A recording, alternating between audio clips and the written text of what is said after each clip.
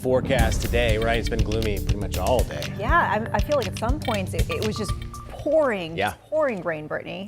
Yeah, it's been kind of one of those days where it's cloudy, drizzle, light rain, but then there's moments where we have some of those moderate to heavy downpours. Haven't seen a lot of that lately, but more activity moving in. One of those spots is actually up in Boone. You can see King Street, honestly, just looking like a wet afternoon with a lot of increased cloud cover. Check out the slick spots on the roads too. Please be cautious if you are going to be driving this evening, especially in the mountains and the northern half, so the higher elevations of Burke and Caldwell County. That's where we find some of our highest rainfall totals today. Now, these are not official yet, but this is some of the estimates from our local rain gauges. Just under 3 inches in parts of Lenore, Newland around 2.5 inches, Blowing Rock about 2.25, just over 2 in Taylorsville, and Boone getting very close to 2 as well. So this is a lot of rain, especially in a short period of time. All those numbers are since the midnight hour. So some of the mountains last night during the 11 p.m. we were tracking a few downpours that will not be included in those totals. Now, CNT Doppler radar right now, you can see some of that light to moderate rain moving back in.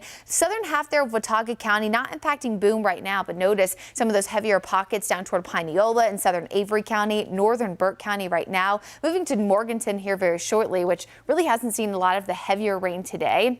Light rain expanding from Gaston County, Lincoln County, really all the way into Mecklenburg County now as we are tracking some of those patchy areas of drizzle. And then I mentioned this earlier in the newscast, but York and Chester, light rain now, but we do have some pockets of heavier rain over towards Spartanburg that is moving in here. So don't be surprised if over the next hour or so you are impacted by that.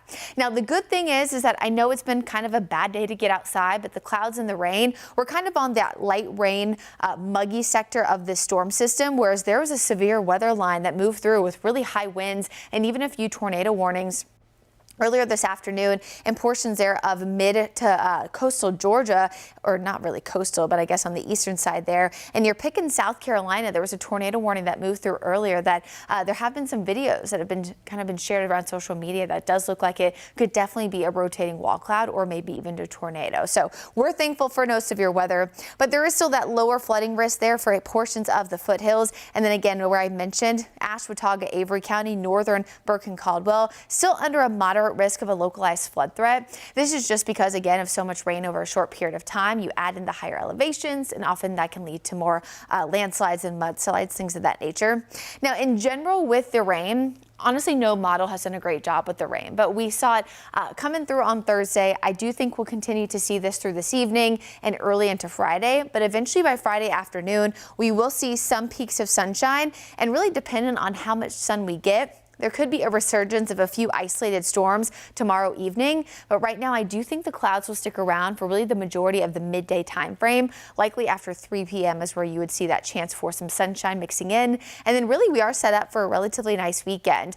Partly sunny on Saturday, partly sunny again on Sunday with a slightly better chance for a few isolated storms in the afternoon. But we're talking upper 80s on Saturday, lower 90s on Sunday. And if you've missed the sun over the past day or so, you're surely going to enjoy this weekend. Humidity does start to creep back in a little bit, but it's not going to be typical really August standards until we get closer to Monday. And that'll be the day that I think our heat index values could reach the lower triple digits. So that'll be the hottest and most humid day of the upcoming week.